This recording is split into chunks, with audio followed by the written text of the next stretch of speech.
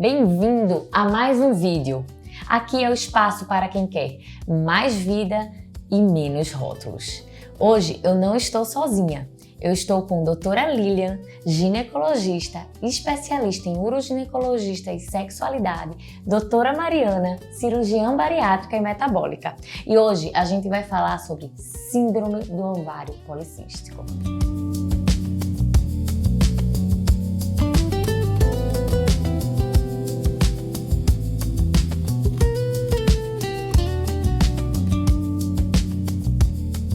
Lilian, e aí, o que é a síndrome do ovário policístico? Vamos lá! Obrigada, Parisina, obrigada, Mari, pelo convite, muito legal. E esse tema que nos conecta aqui, né? Sim, com certeza. Vamos lá! Todo mundo fala sobre os ovários policísticos. Doutora, eu tenho ovários policísticos. Ai, vamos ver o que será que ela tem mesmo, a síndrome dos ovários policísticos. Então, isso foi descrito já há muitos anos. A gente tem o que a gente chama de critérios de Rotterdam, e que foi escrito lá no passado, a gente usa ainda hoje, porque ainda faz bastante sentido, que são basicamente 3 principais sintomas que fazem parte dessa síndrome, e se essa mulher tiver 2 desses 3, ela está encaixada dentro dessa síndrome, tá? O primeiro seria anovulação crônica ou dificuldade de ovulação. Isso a gente consegue, do ponto de vista clínico, avaliar principalmente naquela mulher que tem irregularidade menstrual. É muito comum a gente ver nas mulheres adolescentes, né? Então a gente vê lá no período próximo de menarca alterações menstruais, isso é uma anovulação, não quer dizer que ela tem ovários policísticos, tá? Mas ao longo do tempo, se ela persiste com essas alterações de menstruação, eu diria que 2 anos depois da menarca, da primeira menstruação, se ela persiste com alterações de menstruação, pode ser, não é um diagnóstico, mas pode ser que ela tenha essa síndrome. E geralmente essas alterações são mais espaçadas, então ela menstrua uma vez a cada 3 meses, uma vez a cada 4 meses, então é uma dificuldade de ovulação e consequentemente ela não forma a menstruação. E aí na hora que ela menstrua pelo que a gente chama de privação hormonal, e aí tem aquele sangramento ali.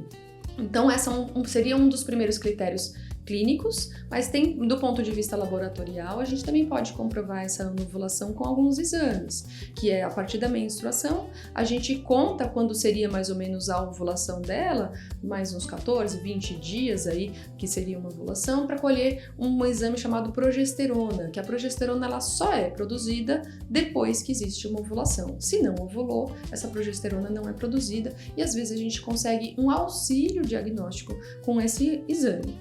O segundo critério seria o critério que a gente chama de hiperandrogenismo, que é o aumento dos hormônios que são relacionados à testosterona. Então, não é só a testosterona, mas todos que têm relação com a testosterona, que é primordialmente um hormônio sexual masculino, mas que na mulher existe, mas existe em baixas doses.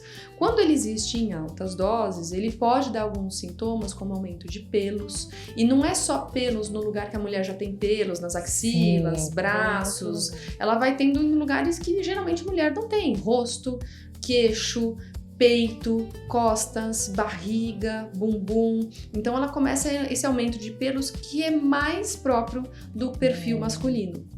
E que incomoda bastante, às vezes ela faz depilação e inclusive, né, às vezes até depilação a laser e volta aquele pelo, porque ainda existe um estímulo hormonal associado. E a gente pode também fazer esse diagnóstico do ponto de vista clínico, então às vezes ela não tem exatamente o aumento de pelos, né, outro sintoma seria aumento de oleosidade, né, oleosidade de pele, acne. Em adolescente tem pavor, né? Nossa, fica com toda aquela cara manchada, fica com vergonha, e aí você pensa que para adolescente já é difícil sair de casa, imagine com a cara cheia de espinha, né? Então, super difícil. Às vezes tem queda de cabelo associada, que tudo isso faz parte do hormônio da testosterona, tá? E quando a gente vai fazer os exames de sangue, na verdade, eles não são para fazer o diagnóstico do hiperandrogenismo, mas para excluir causas de hiperandrogenismo que não são relacionadas à SOP. Então, a gente vai pesquisar algumas doenças de adrenal, algumas outras disfunções ovarianas. Então, existe uma série de exames que a gente pede para descartar outras doenças, para falar, não, isso daqui é um hiperandrogenismo que pode estar associado a síndrome dos ovários policísticos. E por último, e não menos importante, os cistos do ovário. Cisto de ovário não é ovário policístico. Isso é muito importante.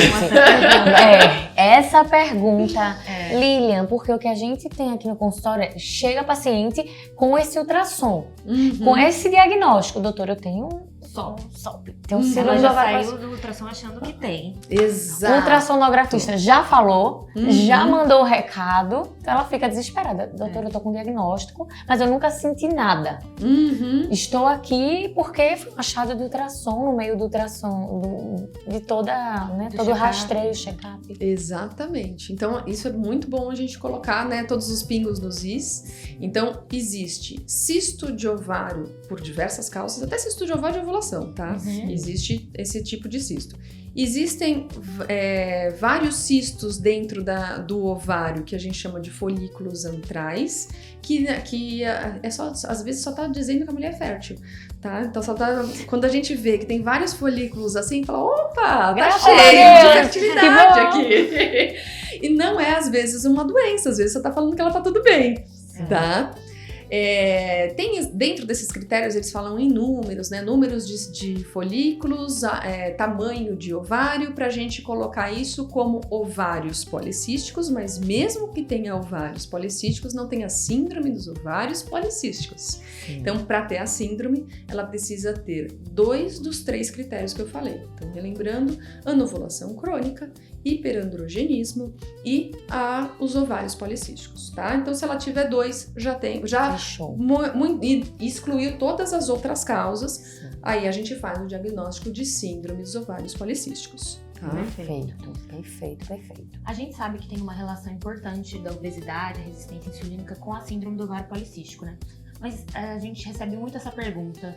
Todo paciente que tem sobrepeso ou obesidade, seja mais leve ou uma obesidade mais severa, ela tem uma chance maior ou ela já tem SOP? Vamos lá. Uma coisa, outra coisa, tá? Então, a obesidade, ela pode vir sozinha, síndromes ovários policísticos podem vir sozinhos, mas existe uma chance deles virem juntos, tá? E que é pior, né? Na verdade, vamos dizer que um alimenta o outro, né? Então, a síndrome dos ovários policísticos, ela pode levar a alterações metabólicas que geram a obesidade, e a obesidade também pode gerar alterações metabólicas que podem acionar, não digo causar, porque a gente não sabe exatamente a causa, mas acionar, potencializar a síndrome dos ovários policísticos, tá? E é interessante isso, porque a gente tem dentro da síndrome dos ovários policísticos alguns fenótipos. Tem o que a gente chama de SOP clássica, que a SOP clássica basicamente, provavelmente são as pacientes que chegam para vocês, que é aquela paciente que desses critérios de Rotterdam, ela tem os 3.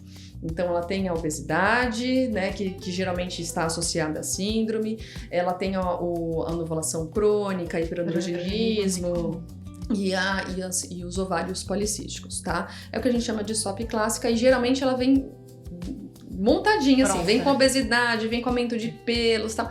Essa é a clássica.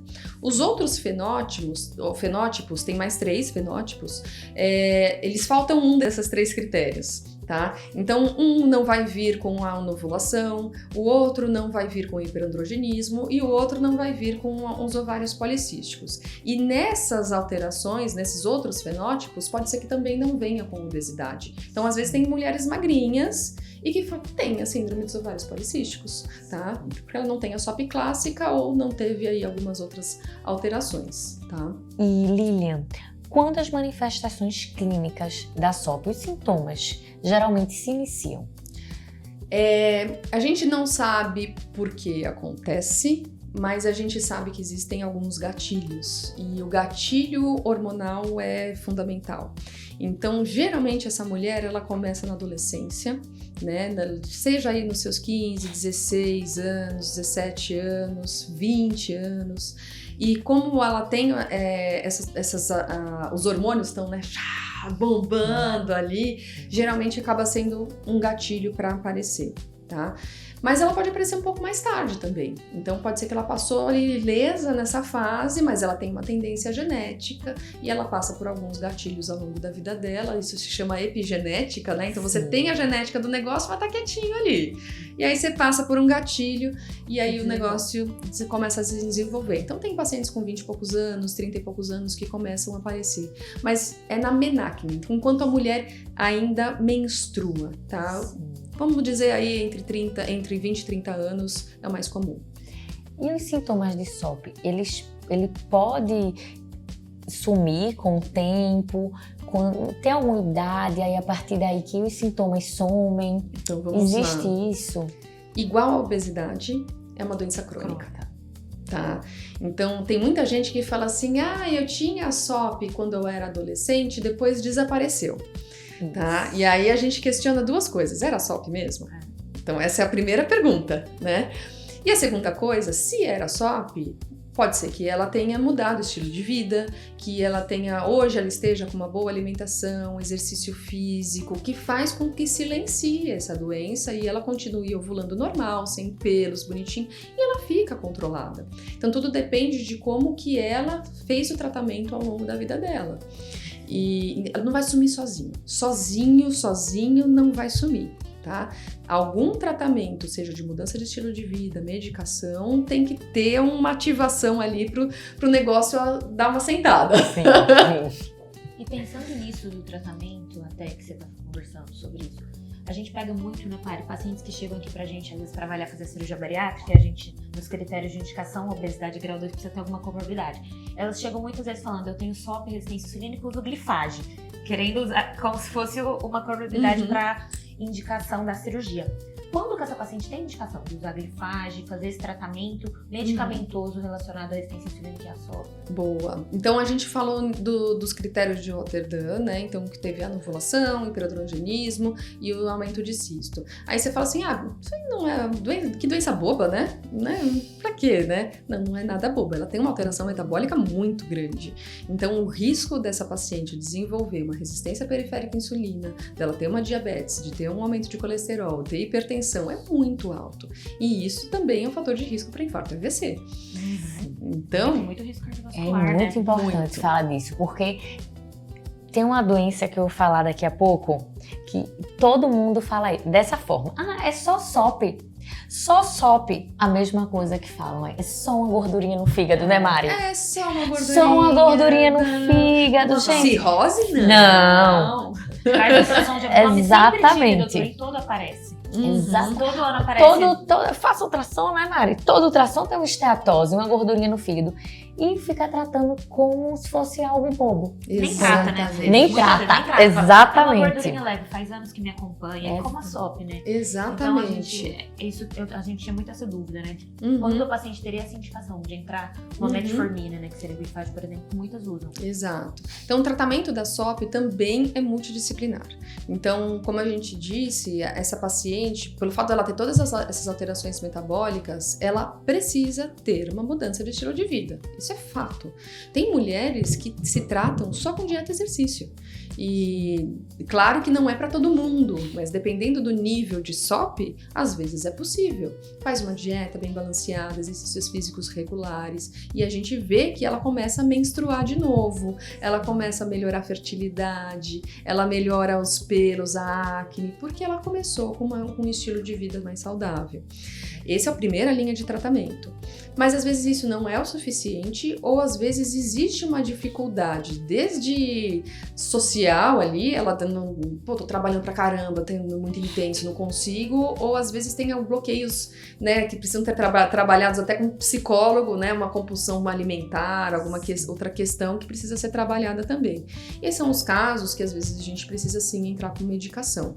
E as medicações que a gente tem clássicas para SOP, ela entra assim com a metformina já em doses altas, né? Diferente de um diabetes que a gente começa devagar e vai aumentando aos pouquinhos, para a SOP a gente começa devagar também, mas geralmente a gente chega numa dose de 1,5 grama por dia, que já ir para uma diabetes já seria uma diabetes mais avançada, né? Às vezes a gente pode associar o uso da espironolactona, que é um diurético, mas que tem uma ação também nos receptores de testosterona, melhorando o aumento de pelos, acne, oleosidade. Então a gente tem esse tratamento, não que vai sumir os pelos que apareceram, esse daí vai ter que fazer laser, mas a espirulina melhora, né? Então, e às vezes só com isso, às vezes só com metformina, ela volta a ovular. Fala, pô, isso aí tratou a fertilidade dela porque ela voltou a ovular. Às vezes não, às vezes ela precisa de um inositol, então tem outras medicações que a gente também acaba associando para as pacientes, dependendo do que ela quer. É fertilidade ou não, aí a gente associa. Não, eu quero anticoncepção. O anticoncepcional é uma das formas de tratamento, não metabólica. Então isso não exclui a metformina, não exclui os outros tratamentos, mas pelo menos ele diminui a produção da testosterona pelo ovário, que é muito comum nessas mulheres. E aí, fazendo o bloqueio desse ovário, ela tem uma melhora dos sintomas, principalmente dos sintomas de hiperandrogenismo e das menstruações. Nossa, é muito importante. E, Lilian, eu falei até com Mari sobre agorinha, né? Sobre essa questão da gordurinha no fígado. E, Mari, além da obesidade, a SOP também pode aumentar a doença hepática gordurosa? Tem uma relação muito importante, como tudo que a doutora Lilian está explicando pra gente, SOP e obesidade são doenças metabólicas, então é isso que é muito importante a gente conscientizar a população, né, gente? A obesidade é uma doença crônica, multifatorial e está relacionada a várias comorbidades, a resistência à insulina, a esteatose, que é a gordura no fígado, e que o paciente às vezes acha que não é nada, ele chega aqui pra gente falando, não trato, tenho há vários anos, e é muito importante. Tem uma relação muito importante com essa parte metabólica que a gente precisa tratar, porque a gente que estuda muito isso sabe. A esteatose, ela começa leve, vira moderada, grave, o paciente evolui para esteatohepatite, fibrose hepática, né? Que já é um grau bem avançado, pode chegar até a cirrose e muitas vezes o paciente nem percebe. Né? Exato, é então, silencioso, o paciente não percebe, então tem muita relação, por isso a importância, mais uma vez, da equipe multidisciplinar, né? A gente tá repetitiva, mas é essencial nessas pacientes. Então tem sim uma relação muito importante com a esteatose grave, com a fibrose, com esse quadro metabólico, obesidade, SOP, resistência periférica à insulina, tudo tem muita relação, né? Isso aí. E a cirurgia bariátrica hoje é o único tratamento para a obesidade que consegue causar tratar a fibrose. Todas as medicações, todo tratamento para a obesidade, ele consegue diminuir, realmente tratar a cirrose. Mas a fibrose, que é realmente algo mais avançado, a cirurgia bariátrica realmente é o principal tratamento. E até esse ano, o nosso Conselho Federal de Medicina, ele incluiu uma nova indicação de cirurgia bariátrica, que é o paciente hoje com obesidade grau 1, com IMC de 30, e que com fibrose hepática, a gente já indica a cirurgia bariátrica. Foi comprovado como melhor. O quanto a cirurgia bariátrica ela é efetiva para o tratamento da fibrose hepática. Olha, e é legal vocês falarem isso, porque a grande maioria das pessoas encaram a cirurgia bariátrica, primeiro, como último recurso. Eu vou fazer de tudo e aí quando nada funcionou, aí eu faço a cirurgia bariátrica, e nem sempre é assim. E a segunda coisa que muita gente encara como puramente estético. Então eu vou, então falar, fez bariátrica, pra quê? Sabe? Não é saúde! Quem fala isso quem não entende de obesidade, né? É saúde! Não entende que a obesidade é uma doença crônica. Muitas vezes aquela pessoa fala, nossa, não, é só fechar a boca e fazer atividade física.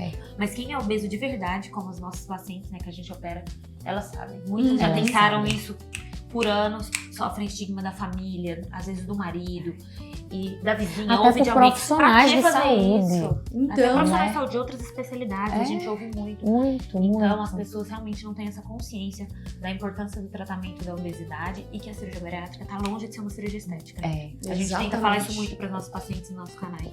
E como a gente estava falando, que a paciente, ela precisa do acolhimento dos próprios profissionais de saúde.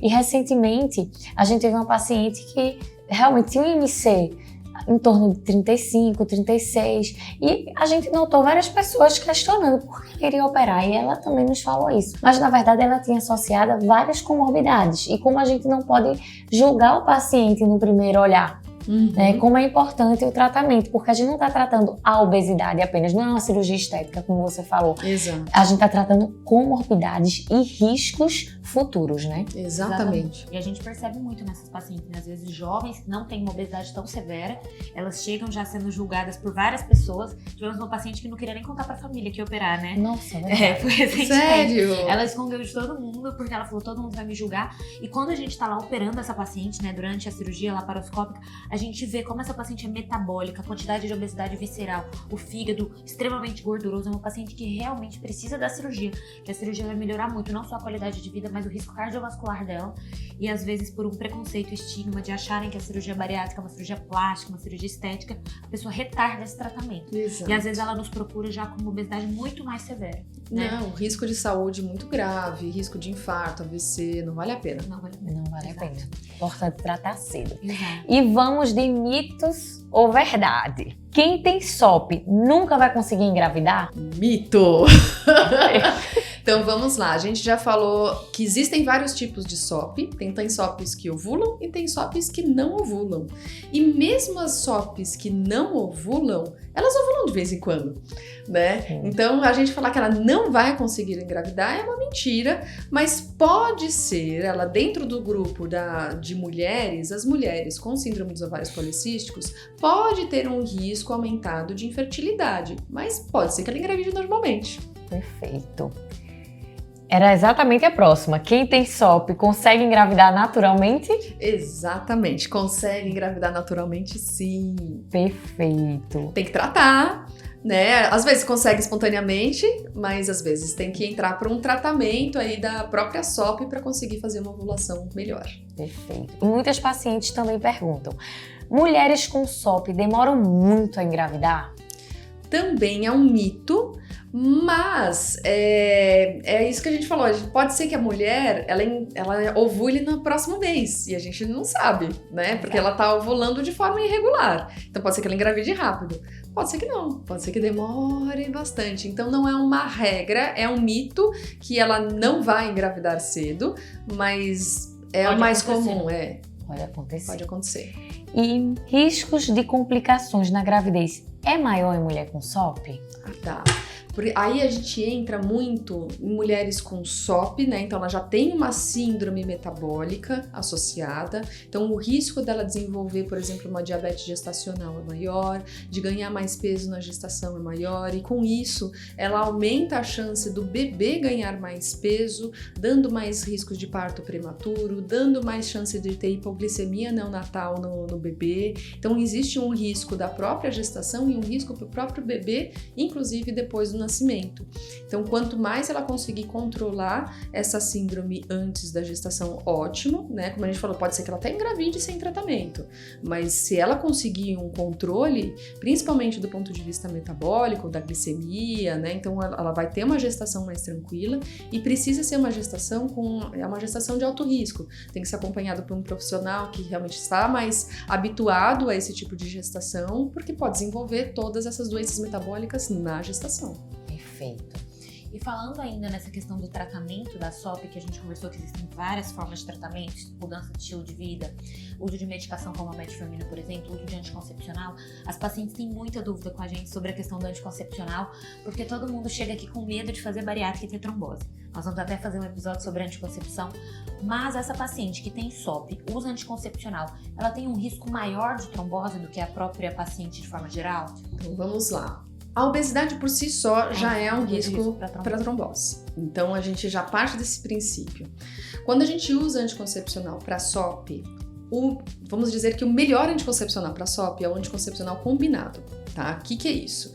A gente tem nas nossas formulações de anticoncepção, anticoncepcionais que são estrogênio mais progesterona, que são os combinados, ou só progesterona, que aí é só um hormônio, tá? Esses combinados, pelo fato de ter estrogênio, o estrogênio ele tem um fator um pouco maior para a trombose.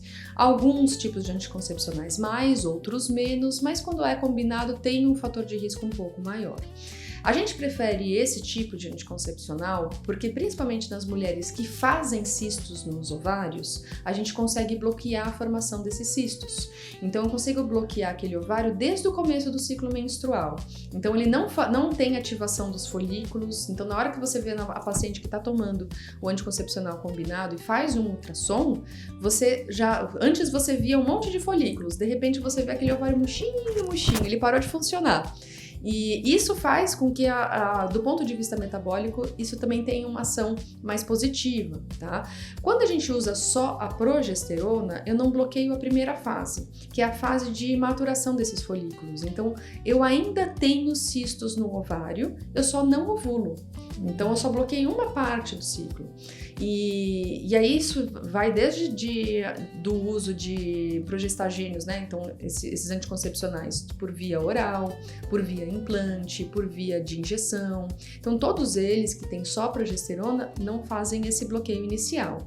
É ruim para mulher com SOP? Não, não é ruim. Então, dependendo do tipo de SOP, pode ser que ela seja indicada, porque pode ser que ela não tenha cistos no ovário que contraindique esse tipo de tratamento, mas por isso que tem que avaliar caso a caso. O DIU Mirena, né, de todos os DIUs que a gente tem os DIUs medicados e não medicados, e a gente tem DIUs que tem doses hormonais maiores ou menores, né? O Mirena é o que a gente tem de doses maiores, a gente tem outros DIUs que tem doses menores. Quando a gente pensa numa anticoncepção para mulheres que têm sangramentos irregulares e que a gente quer uma anticoncepção com DIU, a gente pensa mais em doses maiores, como por exemplo o Mirena. Ele é só progestagênio, né? Ele é excelente anticoncepcional, ele é excelente também para o controle do processo inflamatório pélvico, mas para as mulheres com SOP que têm realmente tendência a formar cistos de ovário, ela pode formar cistos de ovário, inclusive cistos hemorrágicos.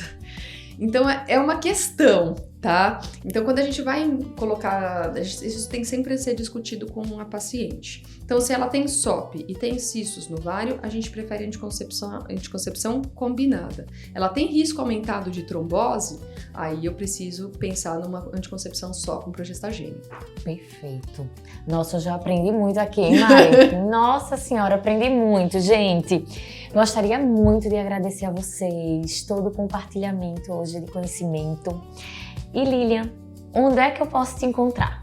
Vamos lá, temos nas redes sociais, eu tenho um canal do YouTube que se chama Você Plena, onde eu falo sobre assuntos da saúde da mulher em geral, principalmente sobre sexualidade e uroginecologia. Tenho também meu Instagram, DRA Lilian Fiorelli, tudo junto, também falo bastante sobre saúde feminina. E tenho meu consultório que eu trabalho em São Paulo, na Avenida Angélica. Nas minhas redes sociais tenho contato se vocês quiserem marcar uma consulta. E você, Mari, onde eu posso te encontrar? Você pode encontrar eu e a doutora Parisina na nossa clínica aqui em São Paulo, no Itaim, na Rua Joaquim Floriano, Sedigest. No canal você consegue todas as informações. Nos vemos nos próximos vídeos.